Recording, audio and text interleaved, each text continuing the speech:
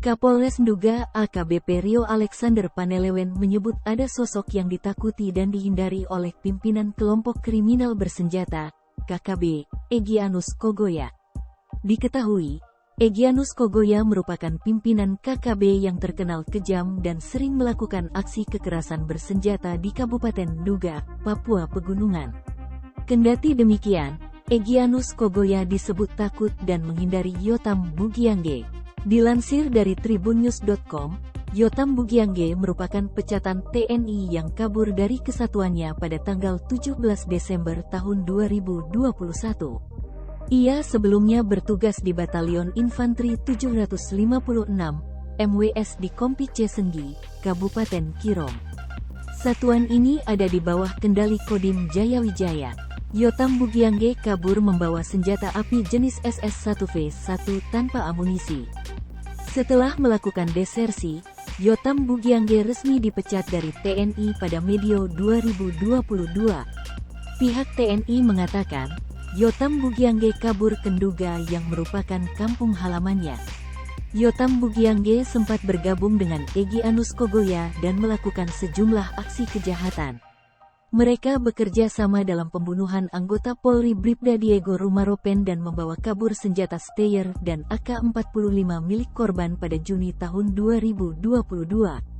Ia dan Egyanus Kogoya juga terlibat dalam aksi pembantaian warga sipil di Kampung Nogolait, Distrik Kenyam, Nduga yang menewaskan 12 orang pada Juli tahun 2022. Yotam Bugiangge juga diduga terlibat dalam penembakan yang menewaskan 2 warga di Yahukimo pada tanggal 8 Maret tahun 2023. Polisi mengatakan penembakan itu dilakukan Yotam Bugiangge atas permintaan Egyanus Kogoya. Sementara itu, Kapolres Nduga AKBP Rio Alexander Panelewen menyebut Yotam Bugiangge sudah berpisah dengan kelompok Egyanus Kogoya. Dikutip dari Kompas.com, ada informasi yang mengatakan Yotam Bugiangge dan kelompoknya berada di sekitar Distrik Kenyam setelah sempat pergi ke Yahukimo. Sementara Egyanus Kogoya pergi ke Distrik Paro. Keberadaan Yotam Bugiangge diduga membuat Egyanus Kogoya sudah tidak pernah mendekat ke Distrik Kenyam.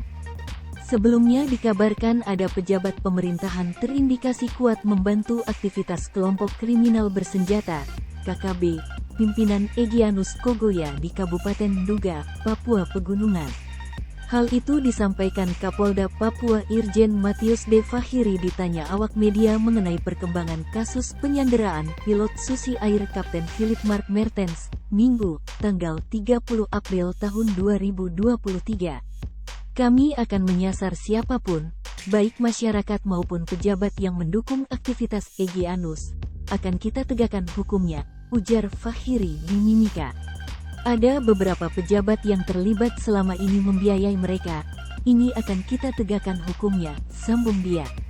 Ia menegaskan, proses negosiasi untuk menyelamatkan Kapten Philip masih terus dilakukan, tetapi aksi penegakan hukum akan lebih dikedepankan.